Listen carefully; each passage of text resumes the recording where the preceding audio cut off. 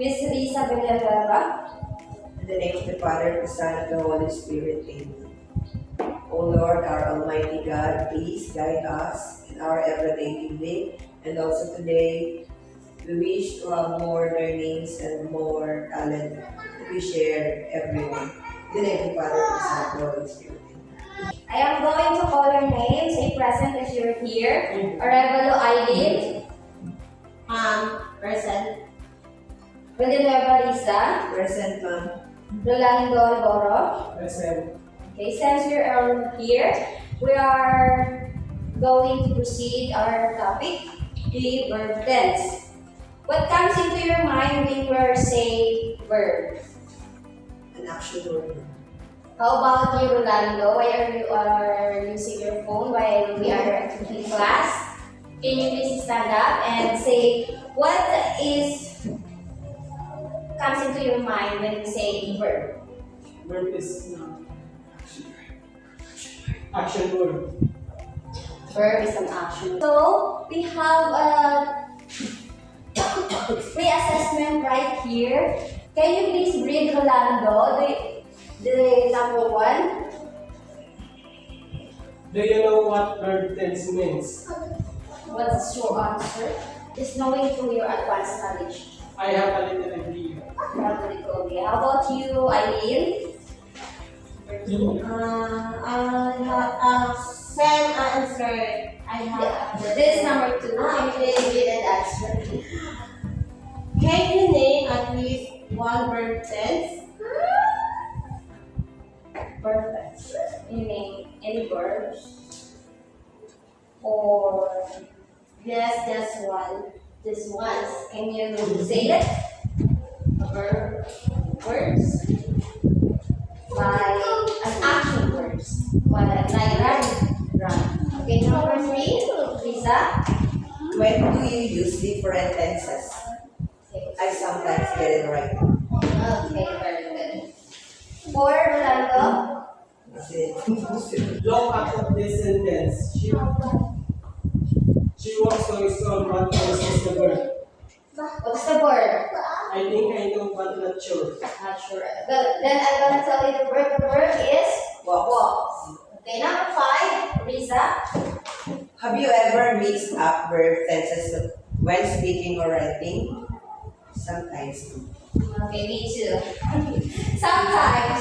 Then, since you have an idea about verbs, I'm gonna give you the cards here, and you are going to put the past tense, present, and the future tense.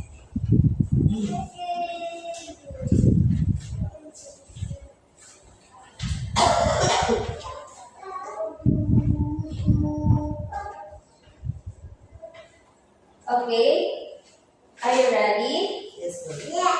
Okay, now you are going to write the past tense of that word right here to the column. This everyone. Yes. Ma'am?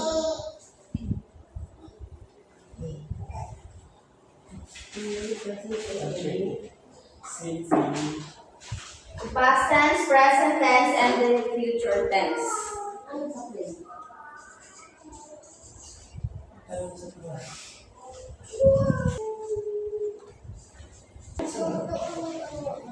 Next, Eileen. Read lang.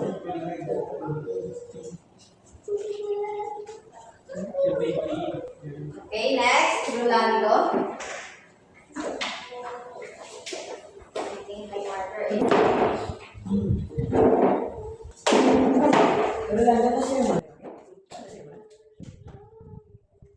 Using ing, even we have an ing right there because sing is already have an ing.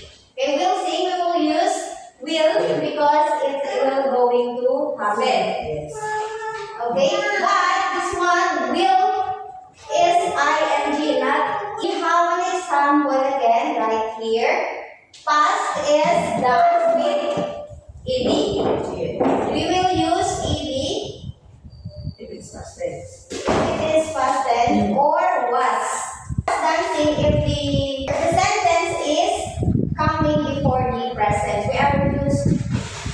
ing if the sentence is coming before the present.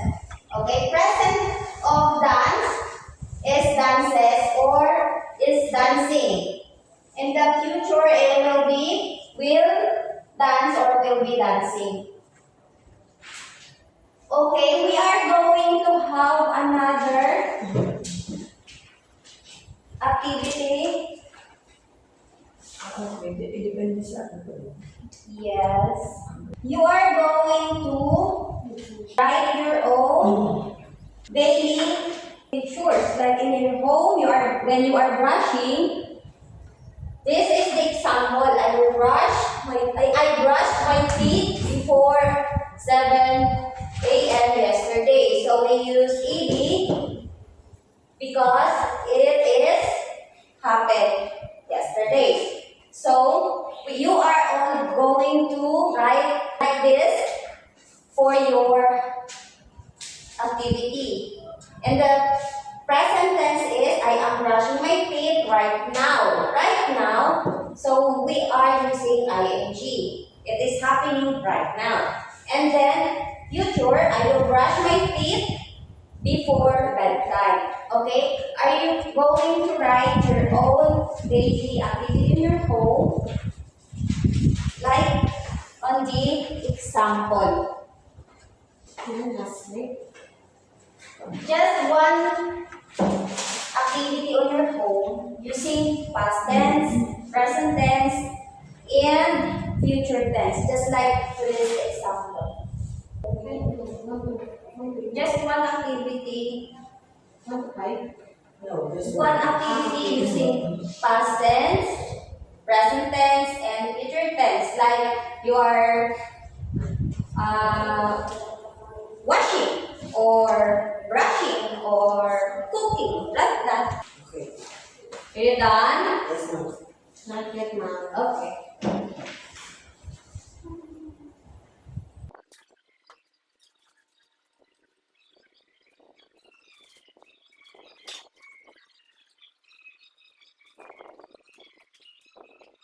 Just one activities in your home. This only the example. This maybe later.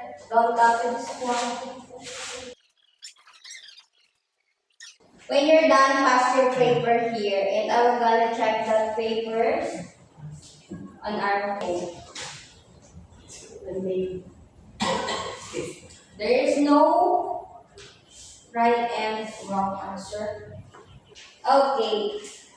When we say present tense, it is happening right now, and the past tense is what happened yesterday or earlier or the past few days ago. Then the future tense will be going to do. Then I have another question here. It's only 5. Get your own paper. One paper. Give your classmates, please.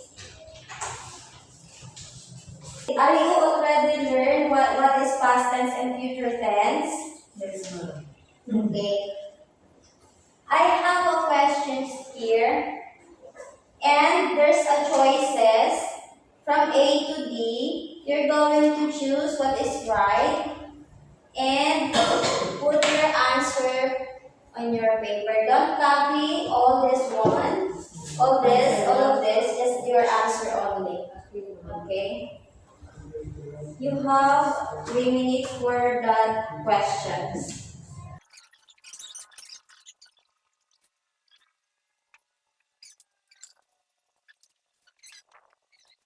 When you're done, please exchange your paper. Not finish, ma'am. Okay, later you will give the paper to your classmate.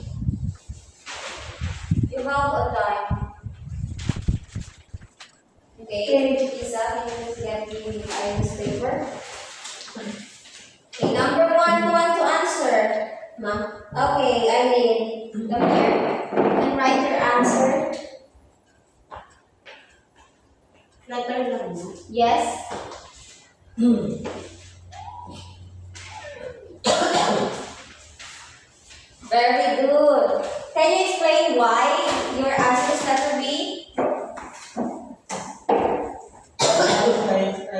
watch my favorite TV show. Why letter B? Because it is past tense. That's It is the past tense. We are using watch. ed. Number 2, Rolando.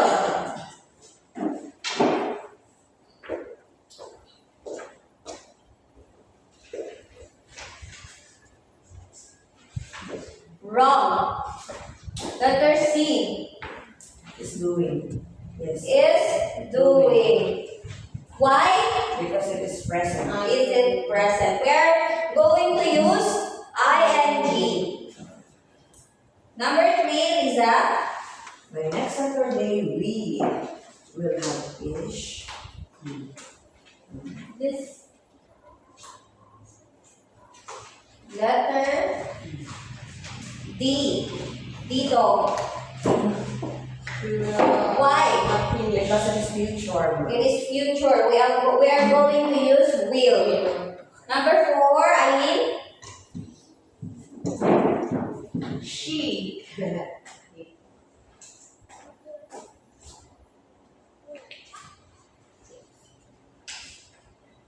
C. Fabulous. Okay. Why C? Because it is done. It is done. Okay. Number 5, Rolando.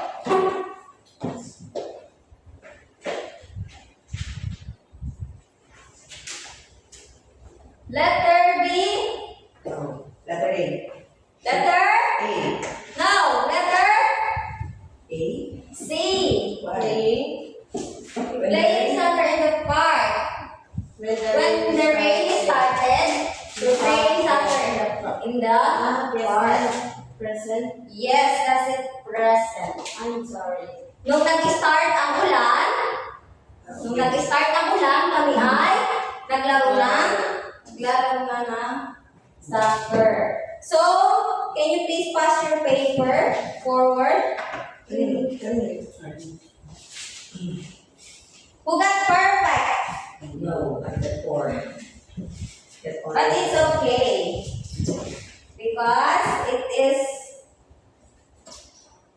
the only questions for today. But hopefully tomorrow you will get the perfect.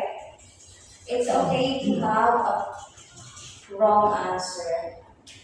Okay, we're going to proceed. True or false?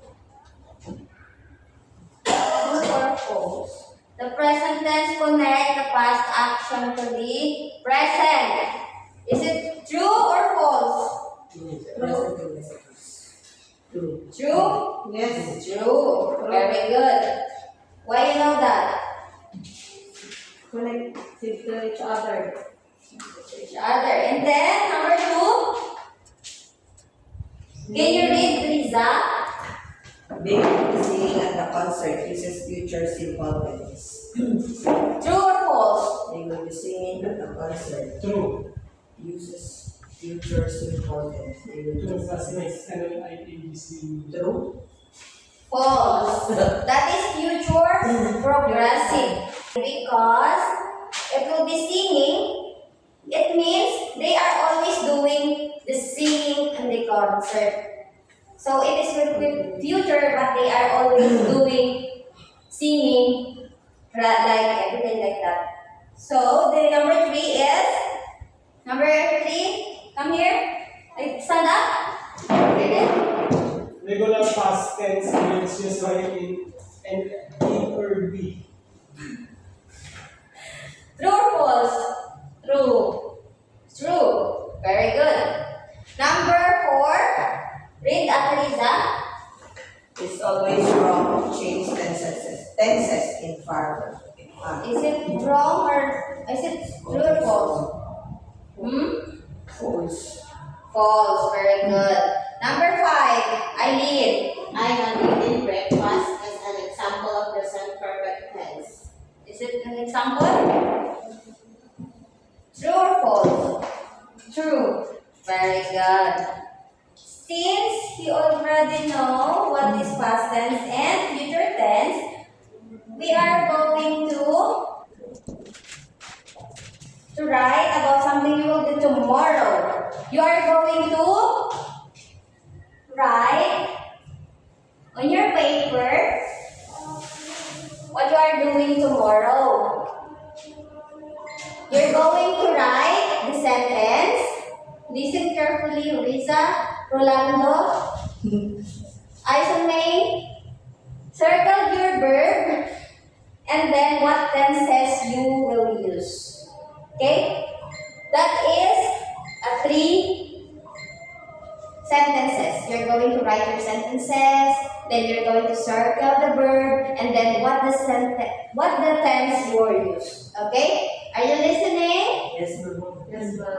I think you're not listening, Rolando. You're on your phone. Put down your phone. Write what you're doing tomorrow. What you're gonna do. Write about something. Something you do tomorrow. You will do. Okay.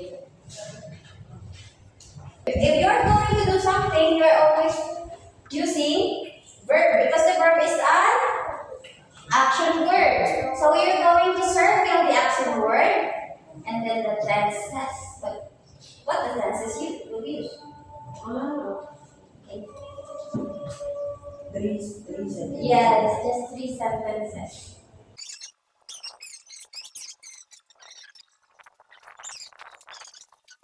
If you're done, since you're only one done here, you can proceed to reversion this paragraph. We're going to reversion this paragraph to know what is your capability to understand what is the right paragraph will be.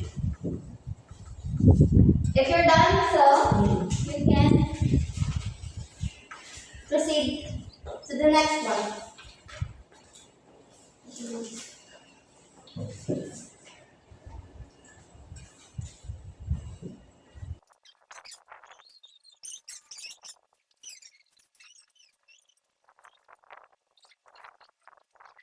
You have 5 minutes to revise this paragraph.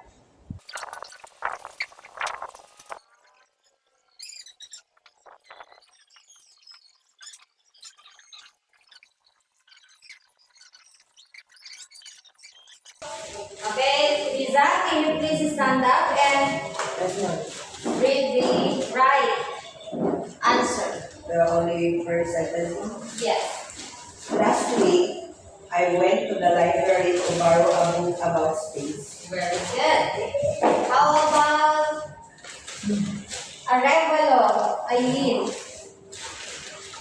Second sentence. I read. The librarian. What do you think? Second sentence. It's okay. Read it. The librarian showed me where the science book are kept. Can you repeat? The librarian shows me where the science books are kept. Where's the wrong? Shows. The show will be Show. showed. We're going to use ED because that is past tense. Because last week, so the shows is wrong. We need to use ED. Sure. ED. Yes. Showed. And then the third sentence, Rolando, stand up. The third is okay. This one. I am reading 20 years so far and they are very interesting. What is the right Reading, answer? reading, I will be reading. I will reading. I will be reading. I will be reading. Why? Why I will be reading? I told you last week. So the sentence is the past. Tense. So you need to use As past tense in the other sentences. So you don't need to use I will. yes, I will read. because that is a future tense. So the correct sentence is I have read 3 pages so far and Very interesting. they are very interesting. Okay, Risa? Tomorrow, stand up. Tomorrow I meet my what we learned. Tomorrow, I will meet my friend to discuss what we learned. Very good. And last sentence is Eileen. Stand up and read, please. We We will be excited to hear what we know with our class next week. will be excited to share. Walang mali. Yes. Walang mali dahil we will.